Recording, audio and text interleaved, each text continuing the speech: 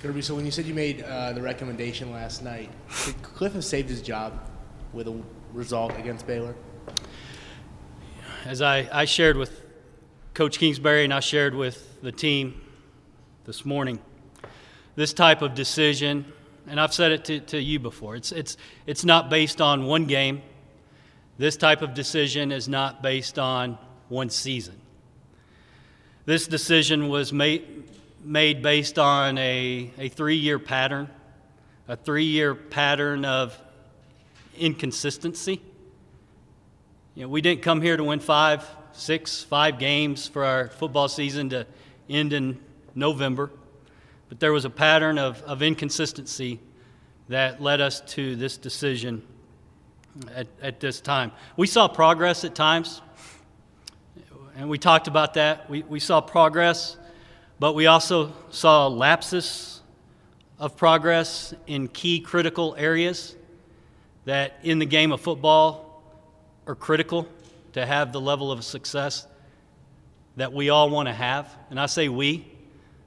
That's myself, that's the Red Raider Nation, that's our football team, that's Kliff Kingsbury, that's this coaching staff. So to answer your question, it wasn't based on one game, it wasn't based on one season, it was based on a pattern of inconsistency over the course of the last 3 seasons. Saying that, then, you mentioned that you recommended it last night, but was it something that you maybe had decided before the game on Saturday? You know, I'm evaluating every one of our programs every day and every year, and you want to be careful as to when you arrive at a decision. But you know, every situation is unique and every situation is different. But in a typical set of circumstances, you'd like to get to the end of a season and then have a chance to sit back and look at a full body of work for whatever time period that is in front of you. And that's what we've been doing over the past few months. And last night it became time to make that recommendation. Kirby, with regard to the staff and recruiting, can you speak to that? Is the entire staff dismissed as well, and then how does that affect recruiting moving forward? Well, we met with the staff this morning, the assistant coaches. We've asked them to remain here for our players and to help them in the days and the weeks ahead and to be there for our current student athletes. That's most important for us. Once we hire a new coach, then if our current staff has interest in interviewing for the new staff, and if there's mutual interest from the new coach on interviewing anybody from the current staff, then we'll facilitate that at that particular time.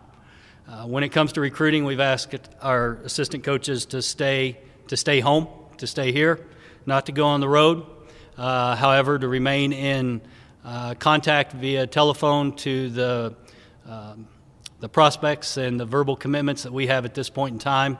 We understand that with the early signing period, December 19th this year, that the climate has changed. I'm not sure it's changed necessarily in a good way, but it is what it is, and we're mindful of it, and we'll move through this search as quickly as we can, but y'all know we'll take as much time as we have to get the right person to come in here and lead this program. That was actually my question was, do you have a timeline in place for a replacement, and how much does the early signing period affect that timeline? We're aware of the early signing period, obviously, but we're going to move as quickly as we can, but at the same time we will take as much time as we possibly need until we are confident that we've got the right individual to come in here and to take the next step with this program, a program that was close at times, but to take that next step, we've got to have 3 phases of football that complement each other. We have been an elite offense at times, but you know, it's not just enough to score points, because you're going to have seasons like we had this year where you're going to face a number of injuries, and the other phases of the game have to complement what you're doing on the offensive side of the ball. So. Yeah, we're going to move as quickly as we can, but we're going to take as much time as we need as well. Candidates in mind already at this time, or is the field entirely wide open? We have a list of priority candidates, absolutely. And when I walk out of here in the next few minutes, that will occupy every waking second that I have, and we will begin making direct contact with candidates and working to identify that next person. So that process will begin in full force when we walk out of this room today.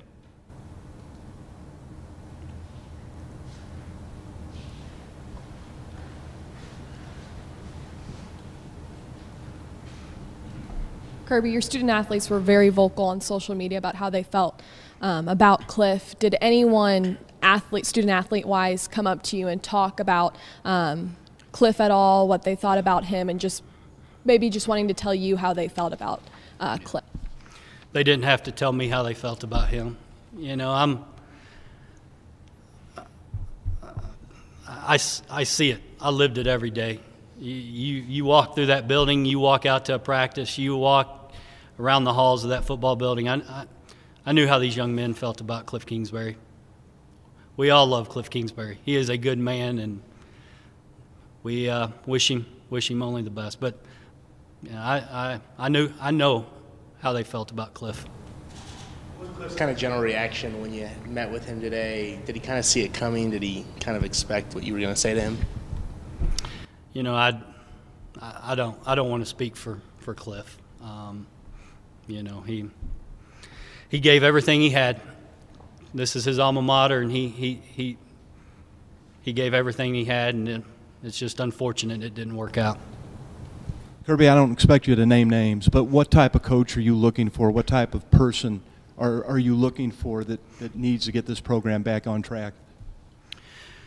Rob, we want a man with the highest amount of character, integrity, somebody who's going to represent Texas Tech University with class, somebody who is able or will assemble a staff that is able to recruit the state of Texas, someone who has experienced success within the game of football, especially in college football, and somebody that is able to build an elite program defined by winning and winning the right way.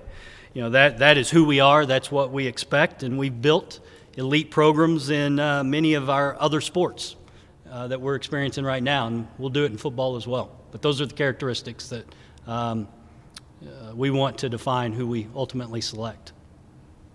Kirby, the decision to move on from Coach Kingsbury, with your personal relationship with him, was that a difficult one to kind of separate the business and the personal side?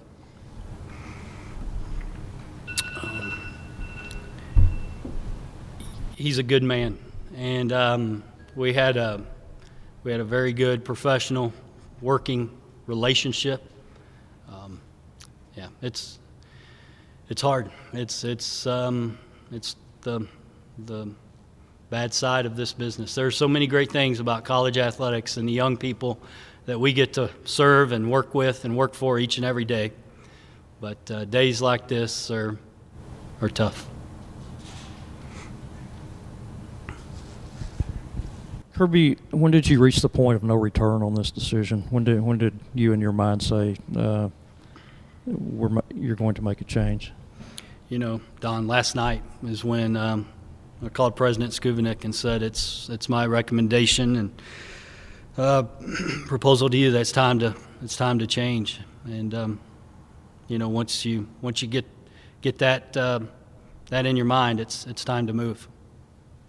And given the popularity of wide-open offense and high-scoring football that's been played here the last 2 decades, in your search for a new head coach, do you think it's more important to maintain that, or given this program struggles defensively during that time frame, do you think it's more important to get a coach with a defensive background? And the two, but which do you think is your priority? Both. We want both. You got to have both. We've had one of the most highly prolific offenses in the nation, and we still sit here today with a losing record over the past 6 years. And as I said earlier, you got to have three phases in this game, and they've got to be able to complement one another. And when you have challenges on one side of the ball during a given Saturday, you got to be able to complement that on the opposite side and in your special teams. So we've got to be a well-rounded football team. We cannot be one-dimensional and have success in this league. And you touched on this earlier, but with the new early signing date, not only here but nationally, to what extent does it complicate coaching searches in general, and do you think it is already having unintended consequences? You know, I don't know if it's been around long enough to have intended or unintended consequences. I do know that the early signing period becomes the signing period, and I think we're seeing signs of more and more kids signing in the early period. So I'm not sure it's been around long enough to evaluate the pluses and minuses. I just know that I think we will see in the future more and more decisions on coaching changes happening earlier due to the current climate with the early signing period. You mentioned what you want in a head coach. Does it make it difficult to go with somebody that has ties to Texas Tech, given that's what we just had here?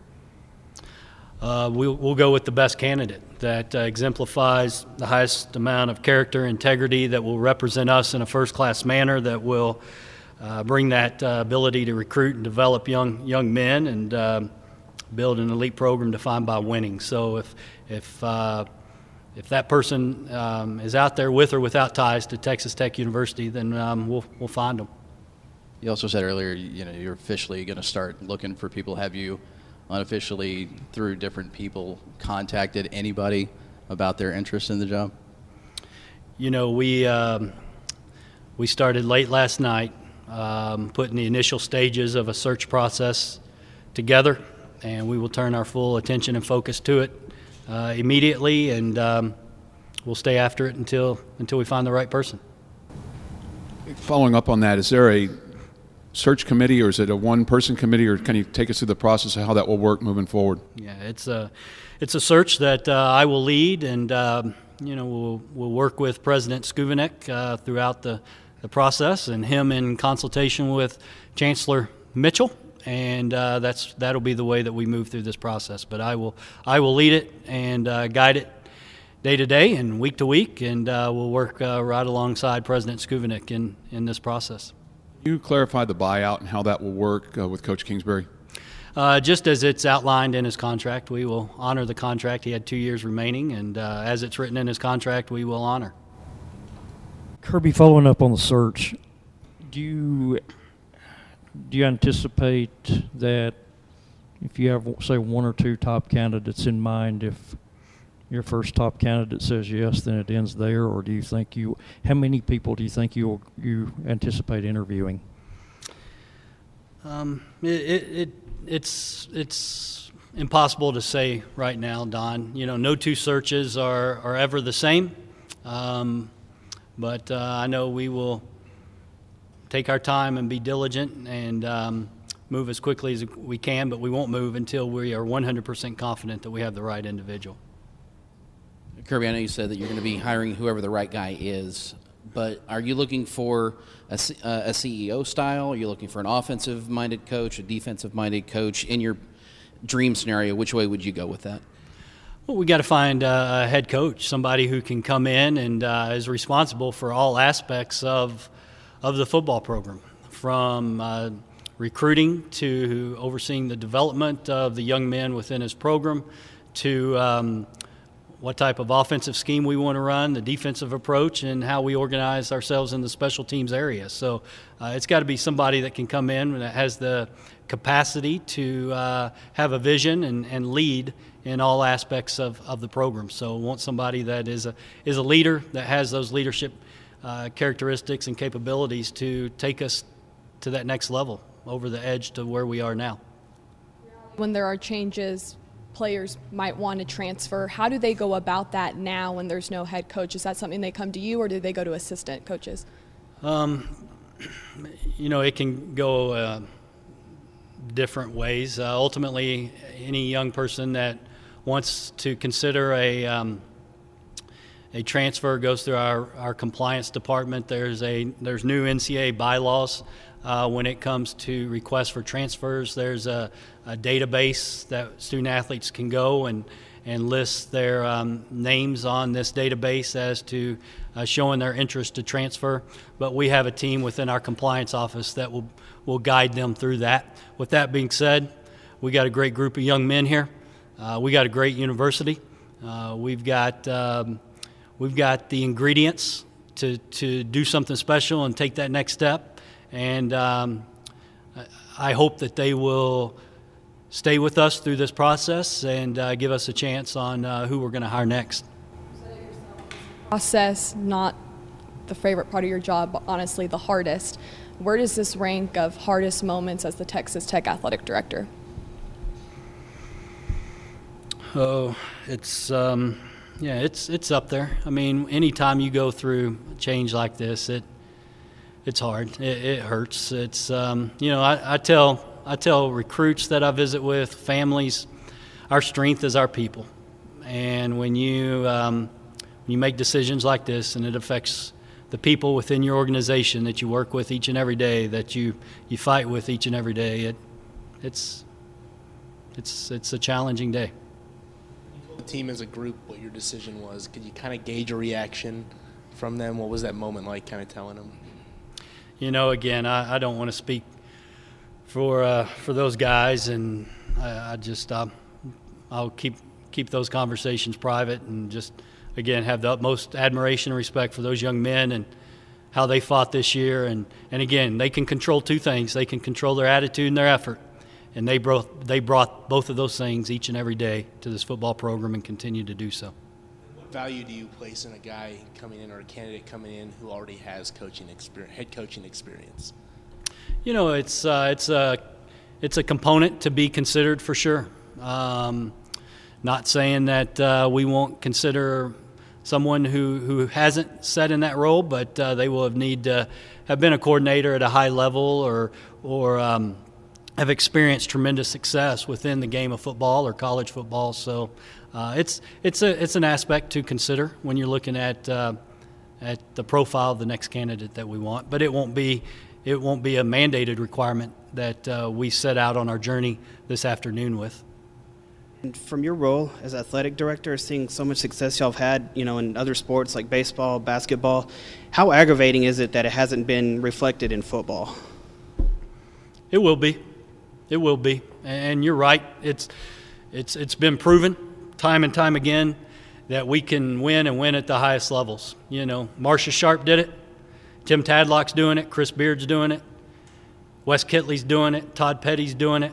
You start naming programs, I'm going to forget somebody. But when you look today at what's taking place within our track and field programs, our women's tennis program, our baseball program, and I know all of you watched those two basketball games last week, right, against USC and Nebraska.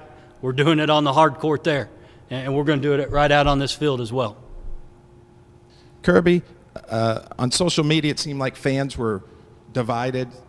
Keep Kliff, get rid of Kliff. What can you say to the fans to keep them together as a cohesive unit? We all want the same thing. That's what I would tell people when they would want to talk about the reaction. The Red Raider Nation, we want the same thing. We want to be competitive and we want to win. And we want to win and we want to win the right way. And I appreciate that attitude, that they care. And they're passionate about caring enough to let their voices be heard. And we appreciate that. But in my job as an athletics director, while I want to make sure I listen to everything I can, and I always try to say, is there any truth into what I'm hearing or what I'm reading or what I'm listening to? I've got to be able to keep the big picture in mind as well and make sure that we as an athletics department, I'm navigating this organization forward to the expectations that we embrace and we share.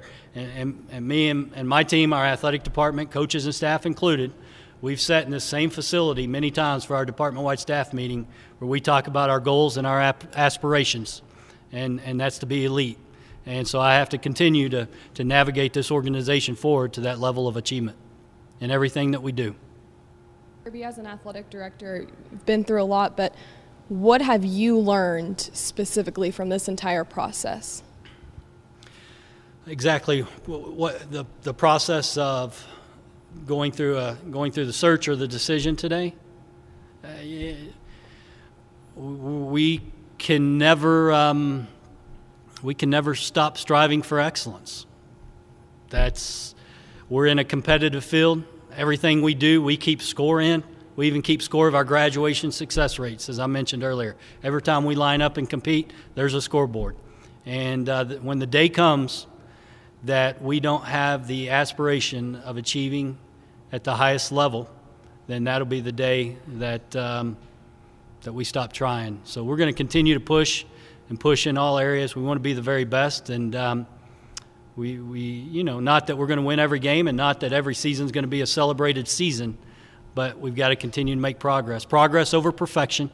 Progress over perfection is something that I tell some of our staff members at times, and we got to continue to make sure that we keep striving for that progress day after day, week after week, month after month, year after year.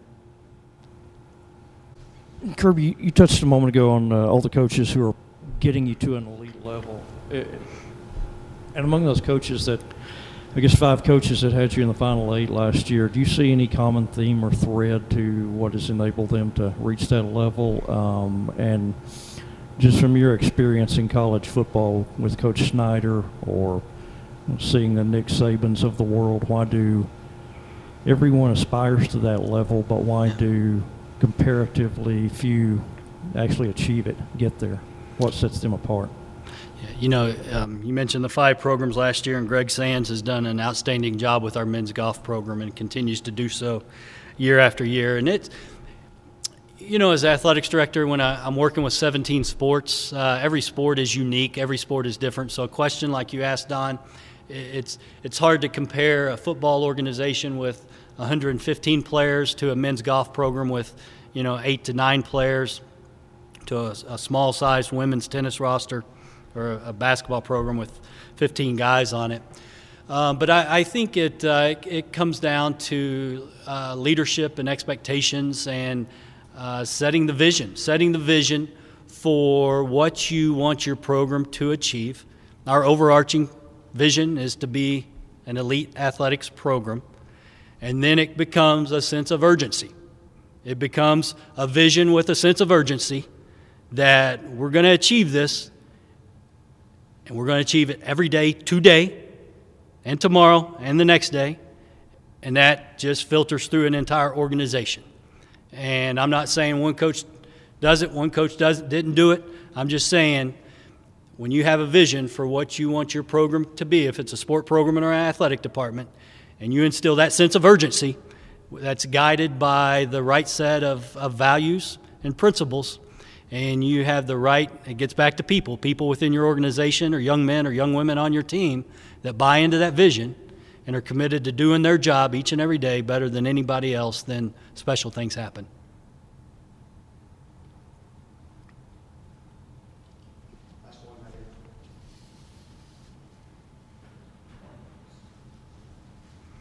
Did your time as chairman of the playoff selection committee, how would that help in terms of maybe kind of like your net, your contacts as far as the coaching search?